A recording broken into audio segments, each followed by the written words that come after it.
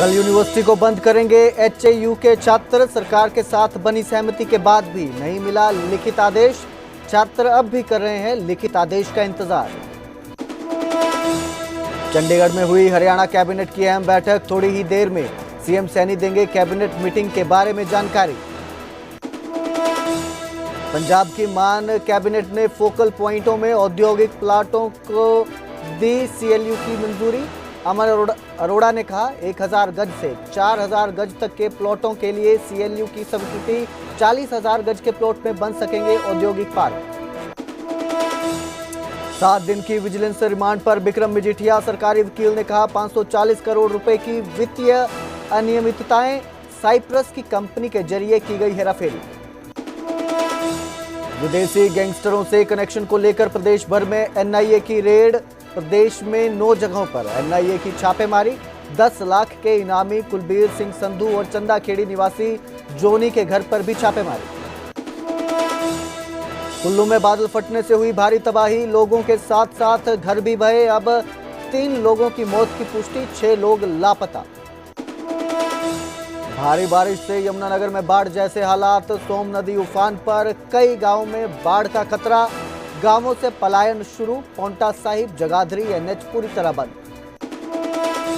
शाहबाद के पास ढाबे पर ताबड़तोड़ फायरिंग। टेबल पर पर्ची छोड़ फरार हुए मोटरसाइकिल सवार बदमाश।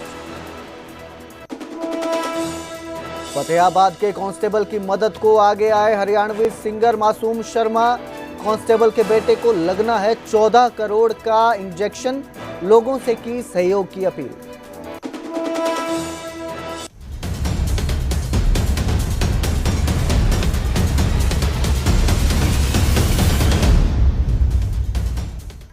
नमस्कार, स्वागत है हरियाणा प्राइम देख रहे सभी दर्शकों का।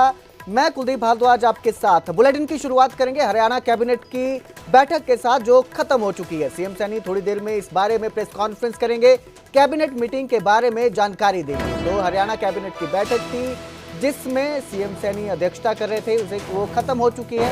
अब सीएम सैनी थोड़ी देर में इस पूरी मीटिंग के बारे में जानकारी देंगे।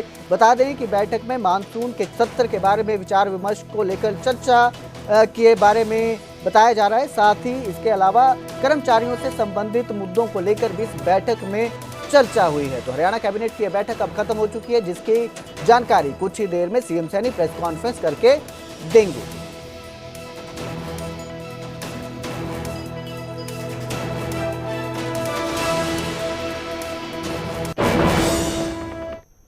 तो हिसार में एचएयू के छात्रों को अब भी लिखित आदेश का इंतजार है। छात्रों और सरकार के बीच सहमति बनी है। सहमति के बाद भी छात्रों को लिखित आदेश नहीं मिला। तो छात्र इस पर बोले हैं कि 27 जून को वो हिसार एग्रीकल्चर जो यूनिवर्सिटी है उसे बंद करेंगे। छात्र कमेटी ने कहा कि हमारे प्रतिनिधि मंडल और सरकार के बीच सबसे पहले इस बात पर सुलह हुई थी कि वीसी को 6 महीने की छुट्टी पर भेज दिया जाएगा। साथ ही रिटायर्ड जज और आईएएस की कमेटी बनाई जाएगी जो पूरे मामले की जांच करेगी। लेकिन अभी तक सरकार की तरफ से कोई भी लिखित आदेश नहीं आया है, जिसके बाद अब छात्रों ने आगे इस पर आंदोलन करने की बात कही है। उन्होंने कहा है कि आगे वो जल्द ही 27 जून को हिसार एग्रीकल्चर यूनिवर्सिटी को बंद करेंगे।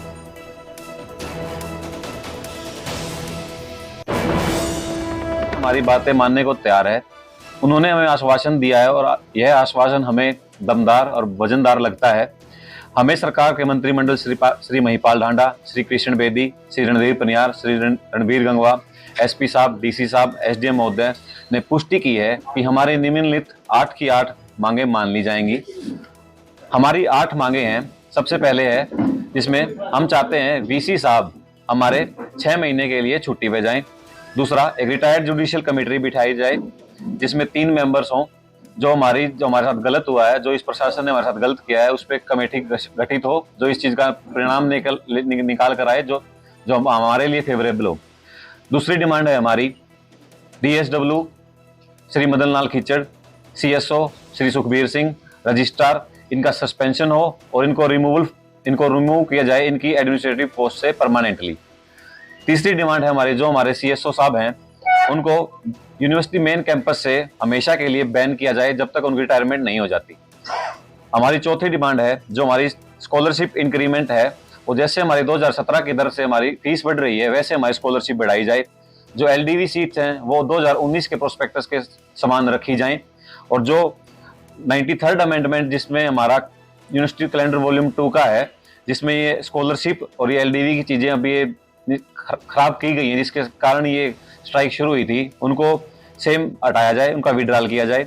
5वीं डिमांड है हमारे बच्चों के ऊपर कोई लीगल या डिसिप्लिनरी एक्शन ना हो, इनमें कोई टीचर हो। तो वहीं हरियाणा में एनआईए की रेड हुई। प्रदेश में 6 जगहों पर एनआईए ने छापेमारी की है। विदेश में बैठे गैंगस्टरों से लिंक को लेकर यह छापेमारी की गई है। पाकिस्तान में बैठे शहजाद भट्टी से कनेक्शन को लेकर ये रेड सामने आई है। 10 लाख के इनामी कुलबीर सिंह संधू के घर पर छापा पड़ा है। चंदाखेड़ी निवासी जोनी के घर पर भी रेड हुई है। एनआईए की टीमों ने घंटों तक पूछताछ की है। तो इस वक्त की बड़ी खबर हम आपको दे रहे हैं। प्रदेश में 6 जगहों पर, माफी चाहूंगा 9 जगहों पर एनआईए की छापेमारी हुई है। हरियाणा में एनआईए ने रेड की है। इसके साथ ही जो 10 लाख के इनामी कुलबीर सिंह संधू है उनके घर पर छापा मारा गया है। तो एनआईए की टीम ने कई घंटों उनसे पूछताछ की। सिंह सिद्धू और इस पे एनआईए ने 10 लाख रुपए का इनाम रखा है और हम भी इसके पर मंथ और चेकिंग करते रहते हैं, लेकिन ये विदेश में। तो सर आज एनआईए क्या पूछताछ कर रही है? आज एनआईए अपना पूछताछ कर रही है, आई हुई अभी कुछ पता नहीं। तो वहीं करनाल पुलिस लाइन में भी एनआईए ने रेड की। कई घंटे से पूछताछ की जा रही है। पुलिसकर्मी के घर पर ये पूछताछ जारी है। सुबह आरके पुरम में पूछताछ हुई थी। अशोक भाटिया के घर में पूछताछ हुई थी। एनआईए की टीम ने 3 घंटे तक जांच की। पैसे की ट्रांजैक्शन से लेकर यह मामला जुड़ा हुआ है। अशोक भाटिया के बेटे की तरफ से ट्रांजैक्शन की गई है। बताया जा रहा है कि उनका बेटा अमेरिका में रहता है। अशोक भाटिया का जो ये बेटा है करनाल के आरके पुरम में पूरा परिवार रहता है। करीब 3 घंटे तक परिजनों से पूछताछ हुई है। आपराधिक प्रवृत्ति के युवक को पैसे दिए गए हैं। ट्रांजैक्शन के तार पंजाब में किसी मामले से जुड़े हैं। अमेरिका में ये युवक रहता है जिसने ट्रांजैक्शन की है, जिसके बाद एनआईए की टीम यहां पे पहुंची और परिवार से पूछताछ की।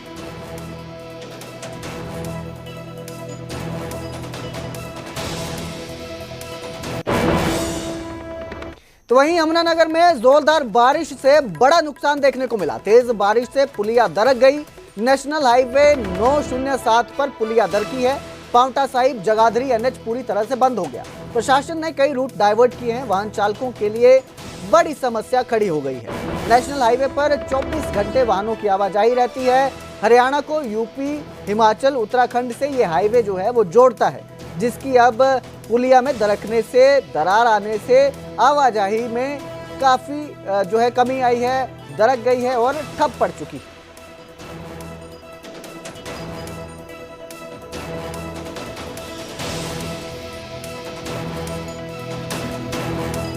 नेशनल हाईवे 907 पर खड़ा हूँ जो पांवटा साहिब से जगाधरी की तरफ जाता है, लेकिन यहाँ पर जो है बीते 2 दिन से हुई तेज बारिश की वजह से जो है याकूबपुर गांव की जो पुलिया थी वह पूरी तरह से क्षतिग्रस्त हो गई है, क्योंकि यहाँ पर जो है नए पुल का निर्माण कराया जा रहा था और जो मिट्टी जो है वो दरकने की वजह से जो है वो पुलिया जो है वो पूरी तरह से टूट गई है।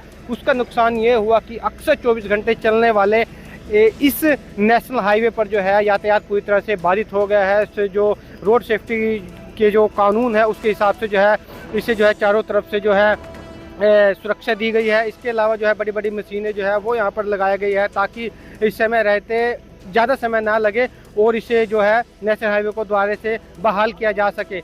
हालांकि कल जो है तेज़ बारिश हुई, उसकी वजह से जो है काफ़ी नुकसान जो है वो झेलना पड़ा है, लेकिन सबसे ज़्यादा नुकसान जो है वाहन चालकों को भी झेलना पड़ा है। कुछ लोग हमारे साथ हैं, ये उनसे बातचीत करते हैं। भाई साहब क्या हुआ है, कैसे पुलिया मतलब टूटी है?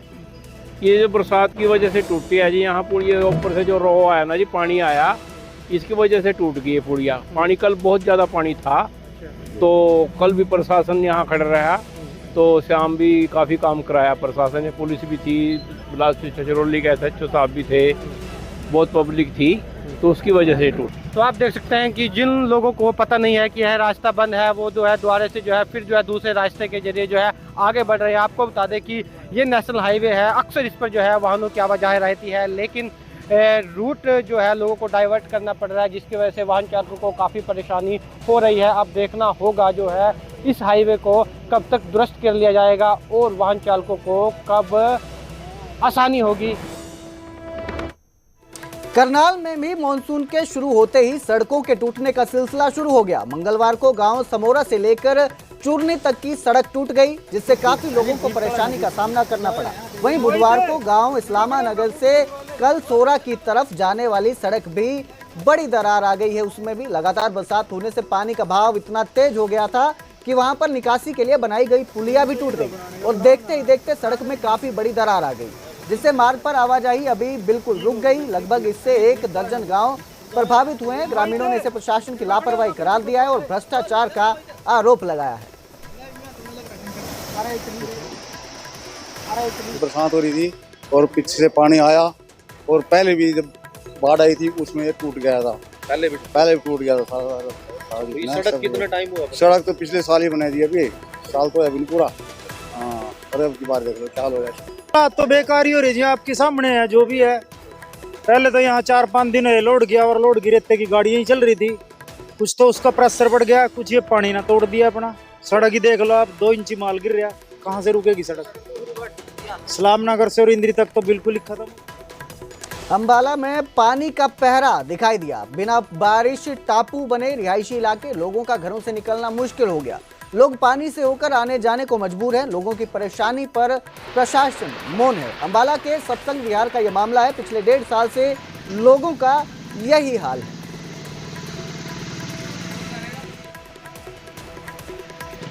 मैं तो जब भी आता हूँ मोस्टली पानी खड़ा रहता है। तो बारिश के अगर 4 बूंदे भी पड़ जाते हैं तब भी यहाँ पे पानी खड़ा हो जाता है। कितनी समस्या के सामने? मेरे को कम से कम 1 साल से ऊपर हो गए यहाँ पे आते।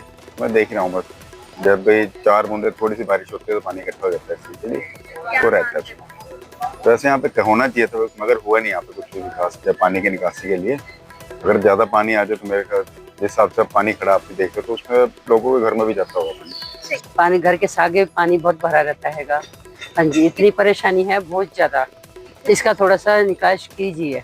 ये तो समय से कई साल हो गए जी, पानी को तो ऐसे कोई सुनवाई नहीं होती यहाँ पे। तो हाँ जी, कंप्लेन वगैरह करी हैगी, लेकिन कर जाते हैं वो पानी निकाल के जो चले जाते हैं, फिर आ जाता है, फिर यही हाल होता है।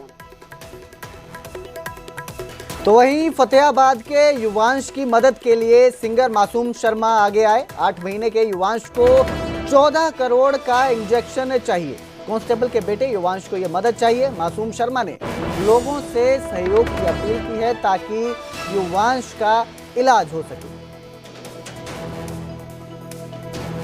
मैं सारे पहचान वाले भैया से अपील करना चाहूँगा, अपने भाई साथ में राजेश जी। और राजेश भाई हरियाणा पुलिस में फतेहाबाद डिस्ट्रिक्ट में एसपी ऑफिस में कार्यरत हैं और इनका 8 महीने का बच्चा है जिसका SMA टाइप 1 एक बहुत गंभीर बीमारी है और जिसके इलाज के लिए बहुत मोटी रकम चाहिए। कम से कम 14.5 करोड़ रुपए की इसमें आवश्यकता है। और सरकार के भी कुछ लोग थे, भाई ने मुलाकात करी है DGP साहब से भी, CM साहब से भी। और इसमें जो भाई का सहयोग करना चाहो भाई, इसमें ज़्यादा सहयोग करो और भाई दान धर्म करे और कितने खराब नहीं जाएगा। तो आपको बता दें, युवांश दुनिया की सबसे खतरनाक बीमारी यानी SMA1 से जूझ रहा है और उसके माता पिता लोगों से मदद की गुहार लगा रहे हैं। 18 महीने का युवांश स्पाइनल मस्कुलर एंट्रोफी टाइप 1 यानी SMA1 से जूझ रहा है। इस बीमारी के इलाज के लिए 14.5 करोड़ के इंजेक्शन की जरूरत होती है। वो इंजेक्शन स्विट्जरलैंड में मिलता है। युवांश के पिता हरियाणा पुलिस में कांस्टेबल हैं। अभी उनकी तैनाती फतेहाबाद की साइबर शाखा में है। उन्होंने सरकार से मदद की मांग की है। वहीं पुलिस विभाग भी अपने साथी कर्मचारी के बेटे के इलाज में मदद कर रहा है। हालांकि आपसी सहयोग से महज 27 लाख की राशि ही जमा हो पाई है।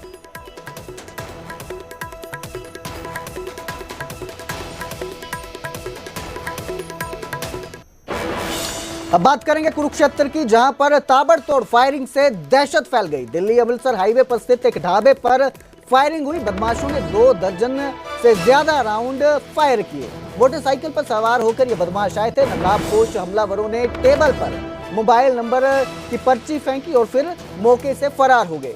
कौशल गैंग ने इस फायरिंग की जिम्मेदारी ली है। शांतनु मर्डर वाली जगह से कुछ ही दूरी पर फायरिंग की यह घटना हुई है। 13 जून को शराब कारोबारी शांतनु की हत्या हुई थी। बदमाशों ने गोली मारकर उन्हें मौत के घाट उतारा था। शांतनु हत्याकांड में अब तक 10 आरोपी गिरफ्तार हुए हैं।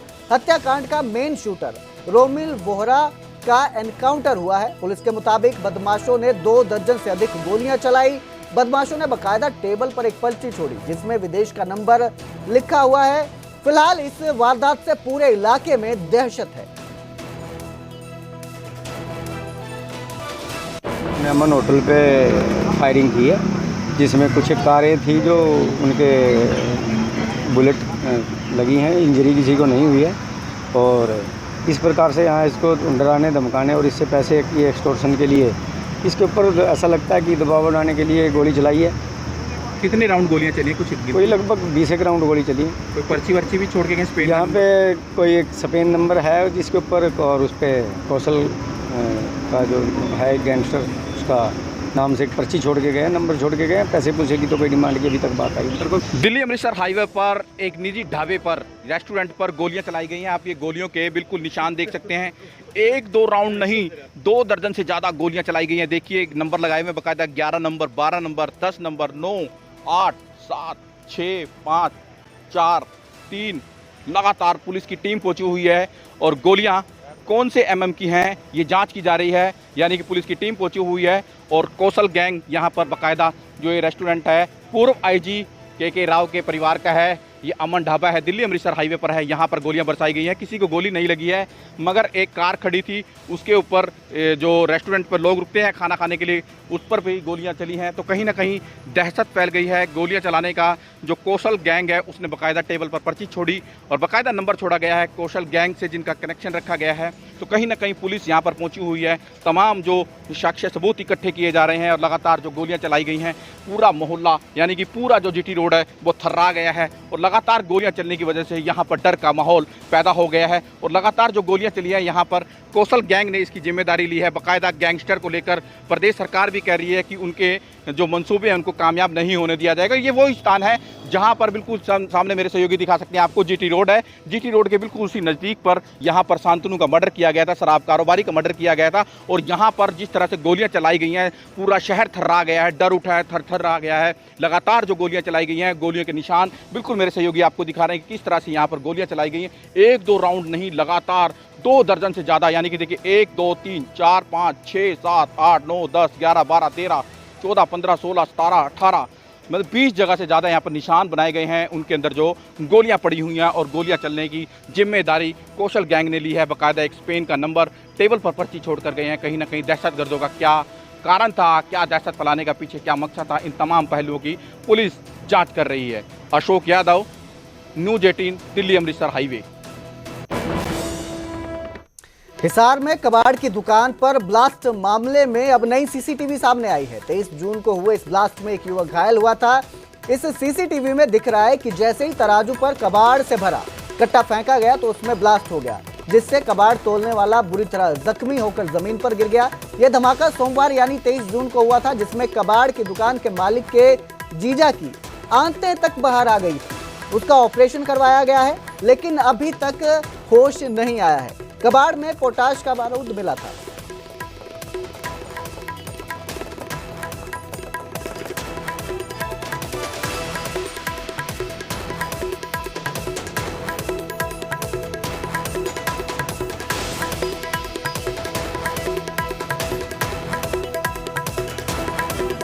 तो जांच के लिए पुलिस ने करनाल की फोरेंसिक साइंस लेबोरेटरी टीम को बुलाया था। हालांकि अभी तक इस पूरे मामले में रिपोर्ट नहीं आई है। आपको बता दें कबाड़ पर दुकान पर यह हमला हुआ था, माफी चाहूंगा, ये कबाड़ की दुकान पर यह ब्लास्ट हुआ था। जैसे ही तराजू पर कट्टा फेंका गया, यह ब्लास्ट हो गया था।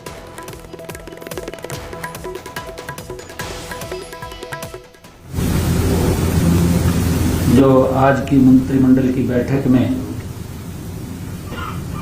भ्रष्टाचार निरोधक ब्यूरो, जो एंटी करप्शन ब्यूरो का नाम बदलकर राज्य सतर्कता एवं भ्रष्टाचार निरोधक ब्यूरो हरियाणा किया गया है, उसको मंजूरी दी गई है।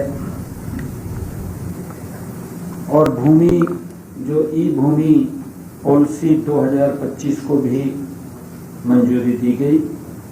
जो भूमि खरीद नीति है, बैठक में विकास परियोजनाओं के लिए सरकारी विभागों, बोर्ड एवं निगमों तथा सरकारी कंपनियों को स्वेच्छा से दी जाने वाली भूमि खरीद नीति 2025 को मंत्रिमंडल ने मंजूरी दी है। भूमि के एकत्रीकरण के लिए एग्रीगेटर को भी प्रोत्साहन देने तथा ऑनलाइन पोर्टल के माध्यम से उनके पंजीकरण से संबंधित प्रावधानों को इस नीति में शामिल किया गया है। और इस नीति में जो भूमि मालिक है अपनी भूमि की स्वयं पेशकश करके और उसका अधिकतम मूल्य प्राप्त कर सकते हैं।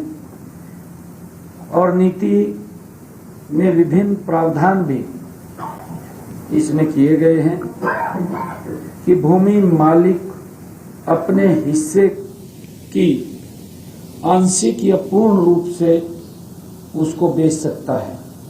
अगर छोटा बड़ा भाग भी उसका बेचना चाहे तो वो भी बेच सकता है, जिसका पहले की नीति में प्रावधान नहीं था। अब ये भी निर्णय किया गया है कि सड़क परियोजनाओं के लिए, क्योंकि कई बार ये भूमि के ऊपर हम भूमि खरीदते हैं और बीच में कुछ जमीन का टुकड़ा रह जाता और नहीं मिल पाती। मंत्रिमंडल ने निर्णय किया है कि जो NHAI की नीति है, सड़क की परियोजना के लिए भूमि के अधिग्रहण करने की जो NHAI की नीति है, उस मॉडल को अपनाने पर विचार किया जाएगा। इसके ऊपर भी वो चर्चा हुई है। इसके अलावा प्रस्तावित भूमि तक 5 क्रम का जो पहुंच मार्ग है, अप्रोच रोड है, वो सुनिश्चित करने का प्रावधान भी किया गया है।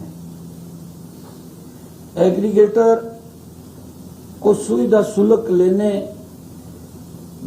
लेन देन की लागत 1% तथा 2 किस्तों में वो दिया जाएगा। ये निर्णय इसमें किया गया है। एग्रीगेटर 70% या उससे अधिक जमीन इकट्ठा करके 1,000 रुपये से 3,000 रुपये प्रति एकड़ की प्रोत्साहन राशि उसको दी जाएगी। अगर एग्रीगेटर जैसे हमने INT के लिए कहीं भूमि लेनी है तो लगभग उस भूमि का अगर 100 एकड़ लेनी है या 500 एकड़ लेनी है, 1,000 एकड़ लेनी है, तो उसका लगभग 70% भूमि वो उसके ऊपर पोर्टल पे लगवाएगा और उसको 1% का 3,000 रुपये प्रति एकड़ उसको दिया जाएगा। और 70% तक जब तक वो इसको अपलोड करेगा तब तक वो 100 एकड़ तक, क्योंकि उसने घूम करके वो लगवाना होता है, 100 एकड़ तक उसका पहले फर्स्ट किस्त में दिया जाएगा और बाकी जब उसका व्यक्ति के साथ वो सिरे चढ़ेगा तो पूरा उसका पैसा उसको दिया जाएगा। मंत्रिमंडल में यह भी निर्णय किया गया कि भारत सरकार के विभाग एवं निकाय